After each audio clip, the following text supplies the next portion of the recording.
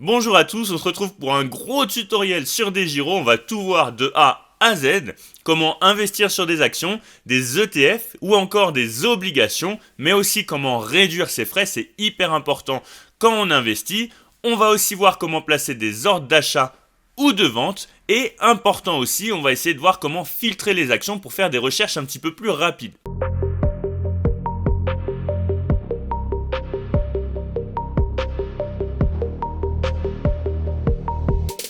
Avant de commencer, pour ceux qui ne sont pas encore inscrits sur DEGIRO, vous trouverez dans la description mon lien de parrainage qui vous offrira 100 € de courtage offert, ce qui peut être pas mal quand vous commencez pour investir sans frais pendant 1, 2, 3 ans en fonction des montants que vous investissez. Et on se retrouve sur la page d'accueil de DEGIRO. Pour ceux qui ne connaissent pas, DEGIRO c'est un gros courtier qui est très connu dans le milieu de l'investissement.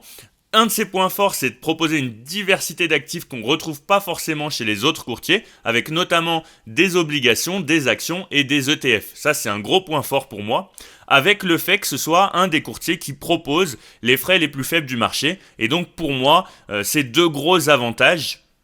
Si on regarde un petit peu dans les tarifs, vous voyez, on va ici dans tarifs, hop, on clique juste là.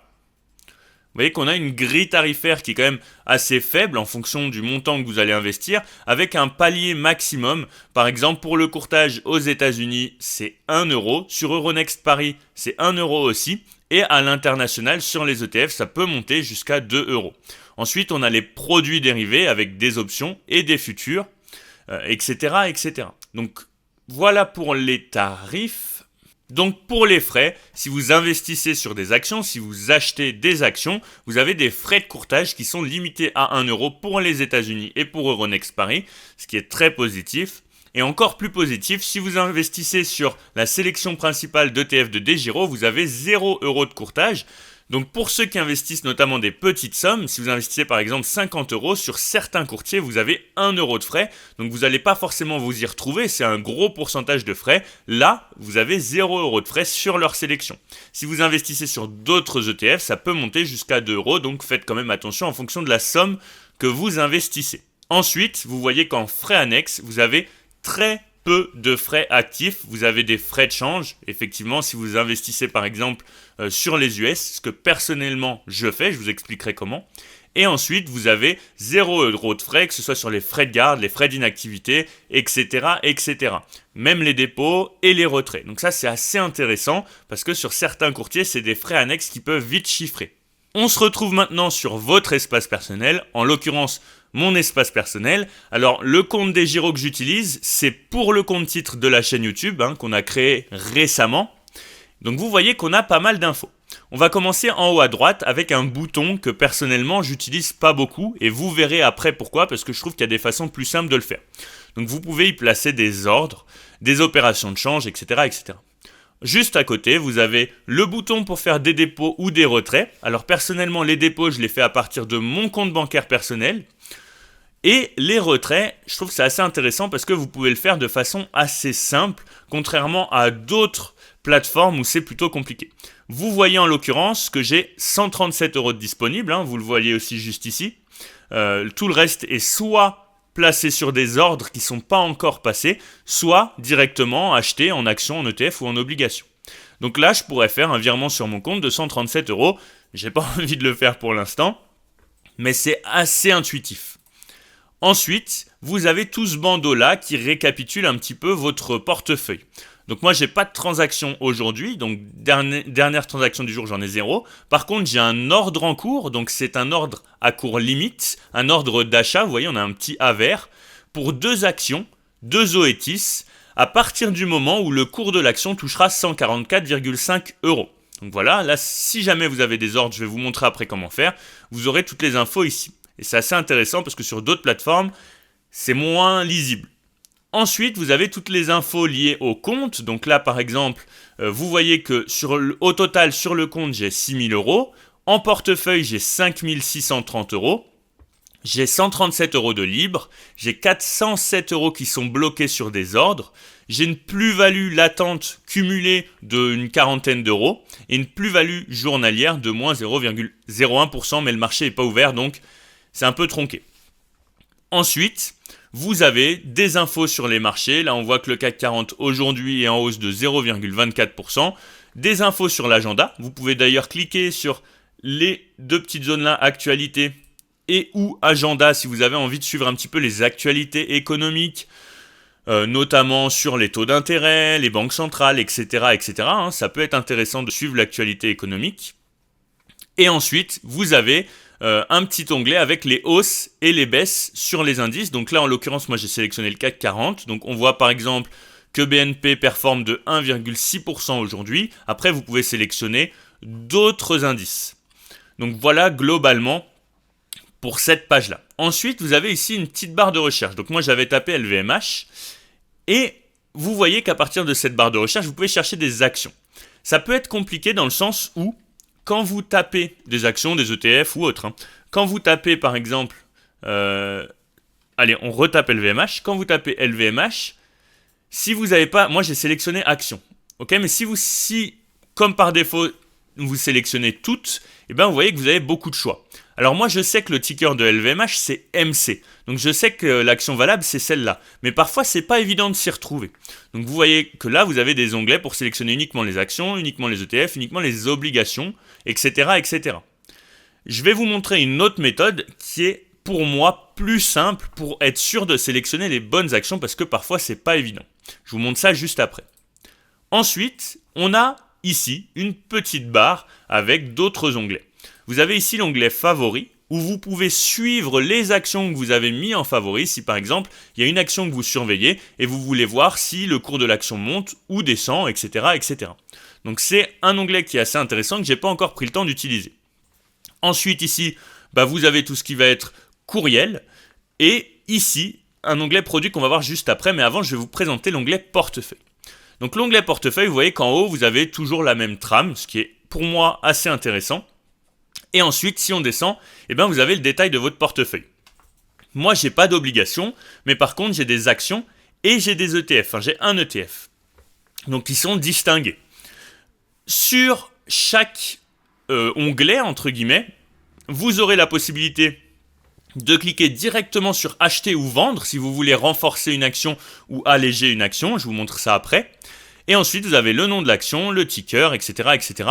Et surtout, les données qui vous intéressent, où est-ce que vous en êtes vis-à-vis de votre investissement.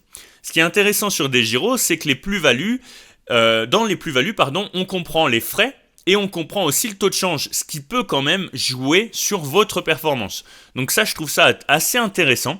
Je vous laisserai fouiller un petit peu, mais vous avez beaucoup d'infos et ça vous permet de suivre réellement la performance de vos investissements, ce qui n'est pas le cas sur toutes les plateformes. Ensuite, vous voyez que j'ai un ETF Inde, là ici MSCI India, et donc c'est pareil, j'ai globalement les mêmes informations. Donc pour moi c'est très lisible, c'est très fluide, et c'est ce que je trouve aussi intéressant avec DEGIRO. Ensuite, vous avez les dividendes à venir. Donc pour ceux qui investissent sur des actions à dividendes, c'est assez positif, parce que vous avez aussi la retenue à la source pour les impôts, donc vous n'avez pas grand chose à faire.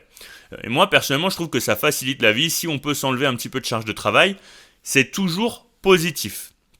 Donc voilà globalement pour cet onglet-là. Et maintenant, on va passer à un autre onglet, celui qui va être lié aux achats et aux ventes d'actions, d'ETF ou d'obligations. Donc vous pouvez le faire d'ici si jamais c'est les actions que vous possédez déjà. Ensuite, si c'est une nouvelle action, vous pouvez aller ici dans l'onglet Produits. Dans l'onglet Produits, vous allez avoir plusieurs choses, donc les actions. Et ici, vous pouvez sélectionner par exemple la provenance. Par exemple, si vous voulez investir sur Tesla, vous savez qu'elle est sur le Nasdaq, donc pour ne pas vous tromper, vous allez cliquer sur Nasdaq 100, ici, et puis là, vous voyez, vous avez un petit peu toutes les actions qui sont cotées au Nasdaq 100. Donc, je trouve ça assez facile, et puis vous pouvez taper directement ici Tesla, et vous aurez immédiatement le Tesla qui est coté au Nasdaq. Donc c'est intéressant pour pas vous tromper d'action, pour pas vous tromper de ticker. Moi je trouve que c'est facile d'utilisation. Donc voilà globalement pour juste ici l'onglet produits. Et maintenant c'est le même principe que quand vous êtes sur l'onglet portefeuille, vous pouvez acheter ou vendre. Et donc maintenant, imaginons que je veuille, je sais pas, on va dire renforcer Nike. Donc je vais aller sur achat. Voilà, et là vous voyez que vous avez un nouvel onglet qui s'affiche. Je vais me mettre de l'autre côté. hop, vous voyez qu'ici, on a un tout nouvel onglet qui s'affiche. Vous pouvez acheter ou vendre. Voilà, je passe de l'achat à la vente. Ensuite, vous avez plusieurs données à remplir. Si c'est une action que vous voulez acheter au marché, donc au prix actuel du marché, ce qui comprend les fluctuations. Donc vous allez faire un achat au marché, juste ici. Vous pouvez aussi faire un achat à cours limite, c'est ce dont je vous parlais tout à l'heure. Moi, c'est ce que je ferais par exemple pour Nike. Mettons que Nike, pour moi, la zone d'achat intéressante se situe à 92 €. Donc je vais passer un achat à cours limite. Je sais que c'est un ordre qui ne va pas forcément passer aujourd'hui parce que le cours de l'action ne va pas forcément descendre à 92 aujourd'hui, mais j'anticipe potentiellement le fait qu'on puisse atteindre ce niveau dans les jours ou les mois à venir. Donc je ne vais pas placer un ordre du jour, je vais placer un ordre continu pour que l'ordre reste actif dans les jours, les mois à venir, tant que je ne l'aurai pas désactivé finalement. Ma limite, je vous le disais, c'est 92. Hop, 92 €. Pour une quantité, bon là j'ai pas beaucoup à l'heure actuelle, pour une quantité d'une action. Sachant que c'est une action US en dollars. Donc moi, à 92 $, ça va me coûter 85, 86 €. Ok, donc vous avez déjà toutes ces données-là. Ensuite, vous avez d'autres données qui peuvent être intéressantes, le prix à l'ouverture, le prix à la clôture de la veille, etc., etc. Ensuite, ce que je vais faire, c'est que je vais valider mon ordre. Ok, donc là on a le récapitulatif, on récapitule toujours. Donc une action à court limite avec une validité de l'ordre qui est continue à une limite de 92 €. Donc mon montant total c'est 92 € parce que j'ai qu'une action. Sur la place boursière New York Stock Exchange, c'est là qu'est coté Nike. Des frais de courtage des giros qui sont de 2 €, hein, c'est une estimation. Et ensuite je fais confirmer. Ok ? Et là, vous allez voir, je vais avoir une petite notif, hop, ordre placé avec succès. Et donc là, vous voyez que mon ordre sur Nike s'est activé. Ce que je vais faire, parce que c'est pas ce que je veux faire, hein, concrètement, c'était pour l'exemple, c'est que je peux modifier mon ordre déjà, si je veux changer ma limite. Donc ça, c'est assez simple, c'est très intuitif et c'est très pratique surtout. Donc c'est pas ce que je veux faire, donc j'annule. Par contre, je vais supprimer mon ordre avec la corbeille qui est juste ici, parce que c'est pas un ordre qui m'intéresse pour l'instant. Êtes-vous sûr de vouloir supprimer votre ordre? Confirmez, et vous allez voir que on attend un petit peu, et voilà, ordre supprimé. C'est pareil, vous avez une notification quand votre ordre passe. Donc pour moi, vraiment, c'est très intuitif. Mettons ensuite que, allez, hop, je veuille racheter du Pepsi. Pepsi, je vais l'acheter au marché. Je ne vais pas le faire parce que ça va m'en acheter une. Et là, c'est tout de suite beaucoup plus simple. Vous pouvez laisser ordre du jour et vous pouvez juste indiquer la quantité que vous voulez acheter. Vous validez l'ordre, etc., etc. Donc c'est beaucoup plus simple, effectivement, mais personnellement, c'est pas ma stratégie d'investissement. Ensuite, vous avez tout ce qui va être stop loss. Donc, si le prix atteint une certaine zone, eh ben, vous vendez automatiquement parce que vous ne voulez pas avoir plus de pertes, par exemple. Donc voilà, c'est pareil, vous avez le prix du stop, donc la limite à laquelle vous voulez vendre, la quantité, et ça vous affichera le montant en euros. Donc c'est le même principe un petit peu que pour les ordres limites, etc., etc.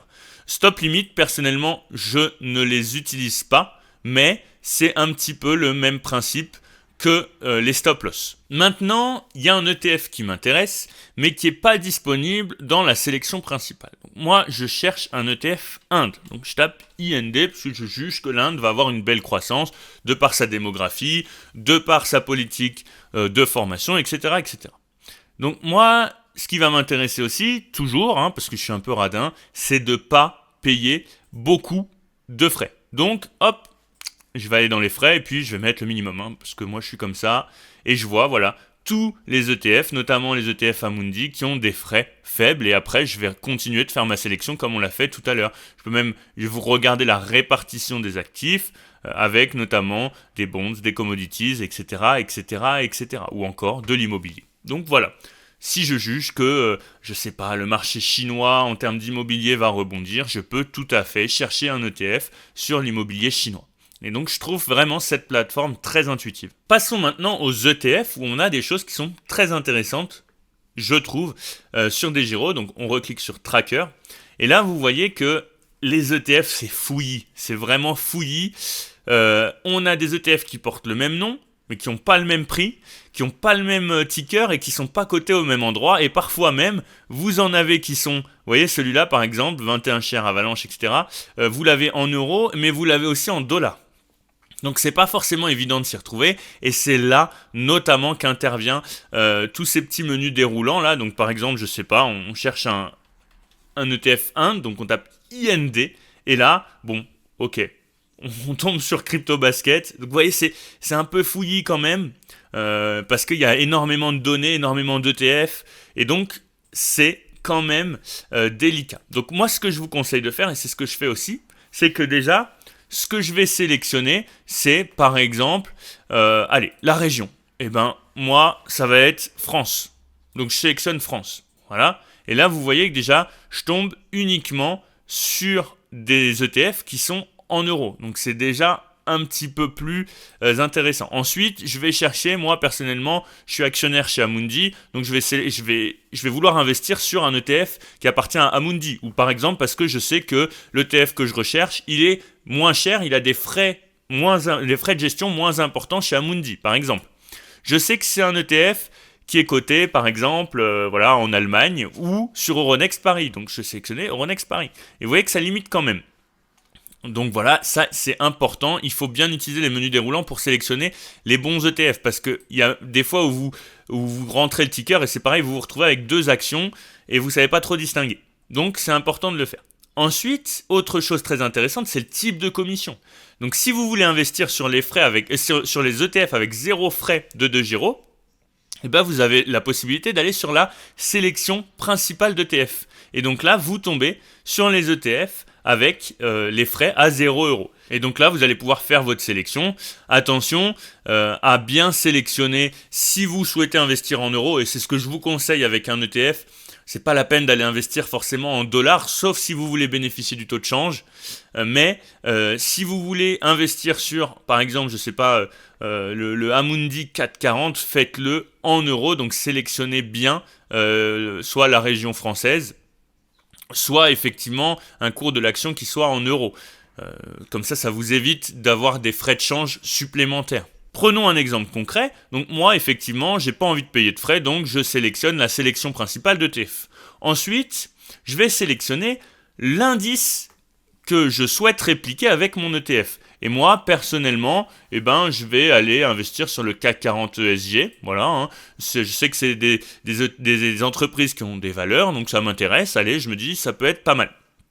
Et là, vous voyez que je tombe sur deux ETF différents. Donc pour les distinguer, on peut aller prendre l'ISIN, le ticker, et puis rechercher sur internet pourquoi est-ce qu'il y a une différence. Mais je pense qu'il n'y en a pas énormément de différence, ils ont quasiment le même prix, etc., etc. La seule différence, c'est la place boursière, mais pour le coup, vu qu'on reste en euros, pour moi, ça ne va pas être décisif. Donc voilà, hein, pour le petit cas concret sur les ETF. Maintenant, il y a un ETF qui m'intéresse, mais qui n'est pas disponible dans la sélection principale. Donc, moi, je cherche un ETF Inde. Donc, je tape IND parce que je juge que l'Inde va avoir une belle croissance de par sa démographie, de par sa politique de formation, etc., etc. Donc, moi, ce qui va m'intéresser aussi, toujours, hein, parce que je suis un peu radin, c'est de ne pas payer beaucoup de frais. Donc, je vais aller dans les frais et puis je vais mettre le minimum, hein, parce que moi je suis comme ça, et je vois, voilà, tous les ETF, notamment les ETF Amundi, qui ont des frais faibles, et après je vais continuer de faire ma sélection comme on l'a fait tout à l'heure. Je vais vous regarder la répartition des actifs, avec notamment des bonds, des commodities, etc., etc., etc., ou encore de l'immobilier. Donc voilà. Si je juge que, je sais pas, le marché chinois en termes d'immobilier va rebondir, je peux tout à fait chercher un ETF sur l'immobilier chinois. Et donc, je trouve vraiment cette plateforme très intuitive. Ensuite, on se retrouve sur les obligations. Par exemple, moi, j'ai envie d'investir, je sais pas, aller en Allemagne parce que c'est une belle, c'est une belle économie en Europe. Donc, je tape Allemagne et vous voyez que là, j'ai beaucoup d'entreprises. Et il y a des choses que je comprends pas trop. Moi déjà, je vais aller sélectionner. Allez, moi, c'est les entreprises allemandes qui m'intéressent. Donc voilà, je vais prêter de l'argent aux entreprises allemandes. Et là, vous voyez qu'il y a plusieurs entreprises. Donc, je sais pas, par exemple, moi, Arkea Home, ça m'intéresse. Donc voilà, etc., etc. Donc voilà aussi pour les obligations. N'oubliez pas, n'hésitez pas à utiliser le lien dans la description pour vous inscrire sur DeGiro. Merci d'avoir suivi la vidéo, n'hésitez pas à me poser vos questions dans les commentaires, n'hésitez pas non plus à liker et à vous abonner si vous voulez suivre la chaîne, nos investissements, etc. etc.